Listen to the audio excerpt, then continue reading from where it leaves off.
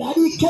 Sikiliza asubuhi ya leo, Bwana anasema na wewe usiogope juu ya mwezi wa tatu, usifadhaike juu ya mwezi wa tatu. Bwana analo kusudi juu yako. Kuna watu mwezi wa tatu, kuna mambo yanaenda kutendeka. Bwana ataachilia wepesi. Kuna watu malango yao yatachangamuka kwa sababu ya mwezi wa tatu, maana Bwana amekupa. Ufurahie mwezi wa tatu, uchangamkie mwezi wa tatu. Ni mwezi wa kwako, Bwana ameutengeneza kwa ajili yako. Bwana ameruhusu mwezi wa tatu kwa ajili yako. Kumbukumbu la Torati sura ya 1 mstari ule wa 21, tazama Bwana amekupa nchi mbele yako, itamalaki, ifurahie. Maana kama Baba alivyozungumza na baba zako ya kwamba usiogope wala usifadhaike. Asubuhi ya leo unaenda job, unaenda mahali popote ndani ya mwezi wa tatu, ndani ya wiki hii, sikiliza, Bwana akaachilia